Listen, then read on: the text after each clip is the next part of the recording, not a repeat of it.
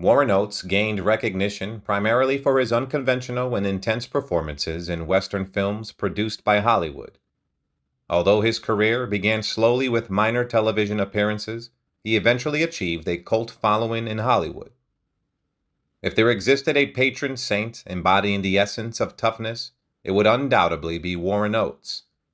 This is not because he possessed an extraordinary level of physical strength, although he could hold his ground when necessary. Nor was it solely due to his undeniable handsomeness, although his smile exuded a charming roguishness. What truly distinguished Warren Oates as a badass was his complete indifference toward others' opinions. He lived life on his own terms, embracing a harsh and unyielding existence, which tragically led to his untimely demise. Warren Oates was born on July 5, 1928, in the humble community of Depoy, situated in Muhlenberg County, Kentucky. His parents, Sarah Alice and Bayless Earl Oates, resided in a region predominantly engaged in coal mining and farming. Bayless, who also owned a general store adjacent to their farm, had to close down the business due to diminishing supplies and a lack of customers. From an early age, Warren Oates developed a profound appreciation for literature instilled in him by his father's passion for reading. Encouraged by his mother, he aspired to escape their small town and pursue higher education. He received his elementary education in a modest two-room schoolhouse, and his Sundays were dedicated to attending church school. Even as a young child, Oates displayed a natural talent for acting. Frequently, he would hitch rides to the nearby Palace Theater to immerse himself in matinee performances. Later, he would entertain the neighborhood kids by reenacting scenes from movies, fervently reciting the dialogues with an imaginary microphone in hand. In 1942, when Warren Oates was just 13 years old, his family relocated to Louisville. Reluctant to be separated from his friends, he joined Eastern Junior High that September and continued his education at Louisville Male High School the following year. Within the city of Louisville, there existed a captivating stretch of theaters known as the Louisville Theater Row. This vibrant locale became a cherished part of Warren Oates' life, where he eagerly attended multiple showings of his favorite actor, Humphrey Bogart. Additionally, he frequented the local library, expanding his knowledge and exploring the world of literature. On July 22, 1946, Warren Oates, who had dropped out of high school due to poor grades, enlisted in the United States Marine Corps at the Louisville station. Determined to further his education, he later obtained a high school equivalency diploma and began attending the University of Louisville. It was during his time at the university in 1953 that Oates discovered a passion for theater and began showcasing his talent by taking on roles in productions staged by the school's Little Theater Company. In 1954, seeking to pursue his untapped potential as an actor, Warren Oates relocated to New York City. Arriving without a place to stay or means to pay rent, he found employment at a coffee shop in the vibrant neighborhood of Greenwich Village. To his surprise, within a matter of days, he landed a spot on the popular The Jackie Gleason Show, aired on Columbia Broadcasting System. In 1957, influenced by his actor friend Robert Culp, Oates decided to move to Hollywood. It was there that he received his first role in a Western film titled Have Gun, Will Travel. Early on in his career, Oates recognized that his talents were well suited for portraying characters from the American West. As a result, he appeared in notable productions such as Gunsmoke, 1958, The Big Valley, 1965, Wagon Train, 1959, and numerous other Western films and shows. Although Warren Oates made his debut in feature films in 1959 with an unaccredited role in James Garner's Up Periscope, his subsequent appearances consisted mainly of minor parts in Clint Walker's Western film Yellowstone Kelly, 1959, and The Rise and Fall of Legs Diamond, 1960. Over the next few years, Oates landed significant roles in several westerns directed by Burt Kennedy, including Mail Order Bride, 1964, and Welcome to Hard Times, 1967, which featured Henry Fonda in the lead.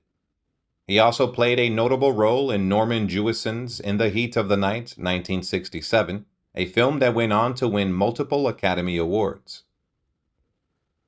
Oates' association with director Sem Peckinpah began in 1958 when Peckinpah was casting for the television series such as The Rifleman, 1958, and The Westerner, 1960.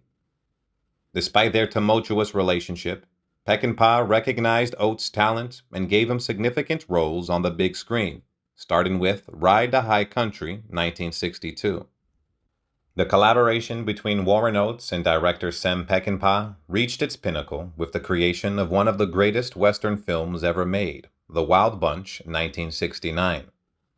This groundbreaking movie garnered critical acclaim for its innovative approach and played a significant role in catapulting Oates into the spotlight. During the early 1970s, Oates' star was on the rise in Hollywood, earning him top billing in films such as The Thief Who Came to Dinner, 1973. Despite receiving offers for various projects like Support Your Local Sheriff, he remained loyal to Peckinpah and his beloved Western genre. Oates continued to receive prominent roles, gaining top billing in Bring Me the Head of Alfredo Garcia, 1974, a film directed by his close friend. In 1971, Oates showcased his versatility by starring in the crime drama Chandler, where he appeared alongside Leslie Caron. Another notable film from his early 1970s repertoire was John Milius's highly anticipated production Dillinger, released in 1973. Oates' exceptional performance in the movie earned him a Saturn Award recognition. During the 1970s, Warren Oates solidified his status as a cult actor, a reputation that endures to this day. He appeared in notable films such as Peter Fonda's The Hired Hand, 1971, Race with the Devil, 1975, and 92 in the Shade, 1975. Additionally, he gained recognition for his role in Mont Hellman's cult classic, Two-Lane Blacktop, with film critic Leonard Maltin even suggesting that Oates deserved an Oscar for his performance. In a departure from his typical roles, Oates ventured into singing in James Frawley's The Muppet Movie, which presented a musical adaptation of Tom Sawyer. However, his vocals were later dubbed over, resulting in his omission from the film's official cast list. Moving into the 1980s, Oates experienced success with two major box office hits. First, he starred in the military comedy Stripes, 1981, which resonated with audiences. Following that, he appeared alongside Jack Nicholson in Tony Richardson's The Border, 1982, a film that garnered significant commercial success. Warren Oates had a complex personal life, having been married 4 times throughout his lifetime. His first wife, Roberta Ellis, was someone he met in 1956 during his time in New York. Described as feisty, fetching, and argumentative, Roberta struggled with emotional instability and was undergoing therapy. Despite these challenges, Oates decided to marry her on July 27, 1957, after experiencing some early success. However, their relationship came to an end when Roberta revealed that she had undergone an abortion. They officially divorced on July 24, 1959.